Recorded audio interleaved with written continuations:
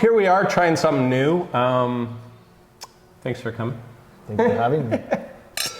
One of the things I love is hanging out with this guy in the cellar and asking him questions about our winemaking, our wines, where we're going, trying to give my input where I can, when I can. But we thought this would be a fun little segment. We'll have to give it a clever name, maybe Cellar Chat with Bertus. But we're here to talk about the 21 Pinot Noir, our latest release. And I guess I'll start it off by saying, asking you, Bertus, you know, when Colleen and I decided to come out with a Pinot, you knew the style of wine we liked, and we said, you know, you have carte blanche, go source it. And it kind of led you to the Sun Chase Vineyard and the Petaluma Gap.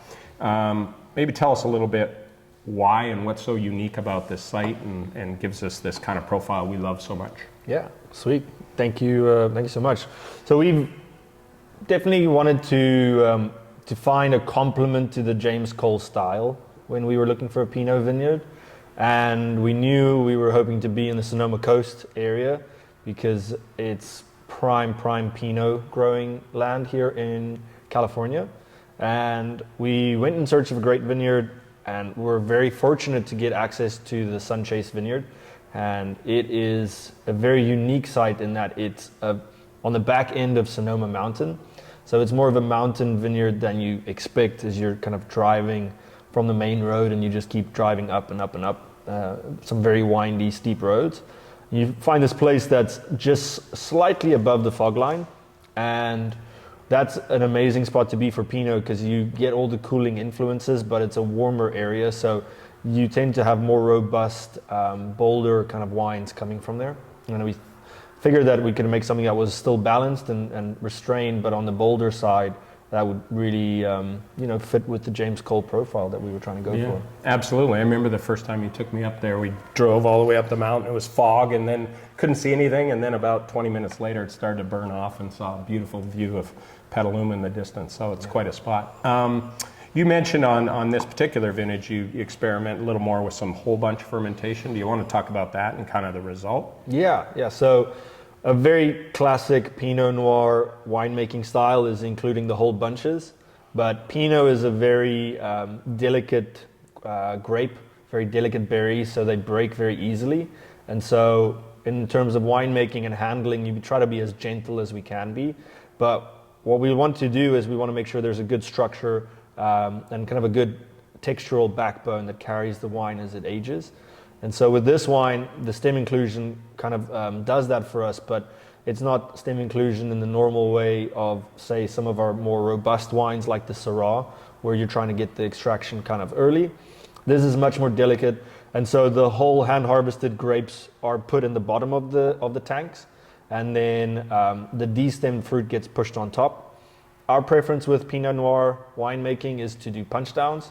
And so as the wine is fermenting, you get this kind of CO2 being released all the time, and it pushes the cap up. And so the whole bunches will actually start to float up. And so as we're doing the punch downs, slowly those whole bunches will start breaking down.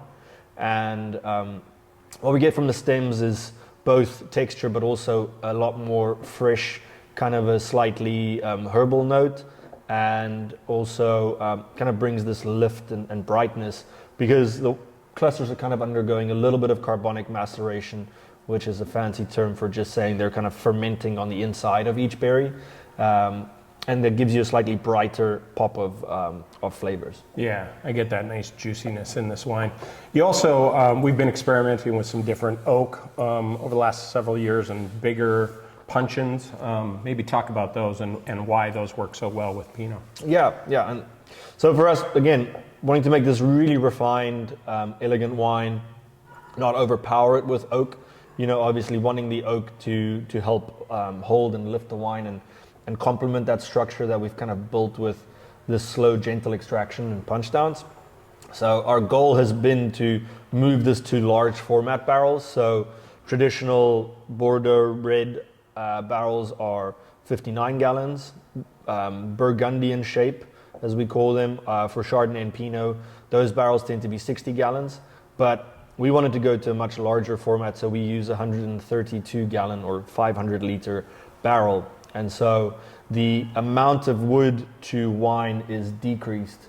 And so it allows the wine to develop much slower and kind of more gentle, and really preserves the fruit concentration that we've been working on and kind of building throughout the whole season and through the winemaking during harvest. And much less oxygen going into the wine as well. So it's really good for something that's kind of delicate like Pinot.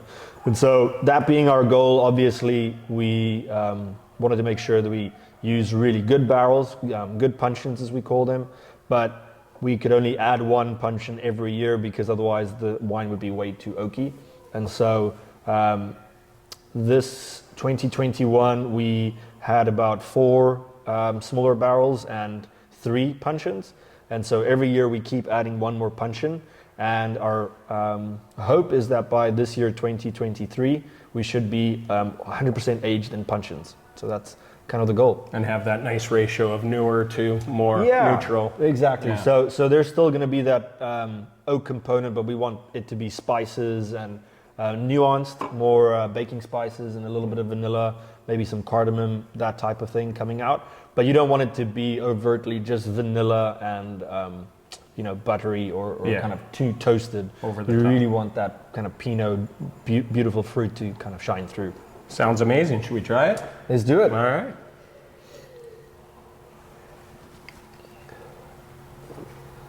Yeah.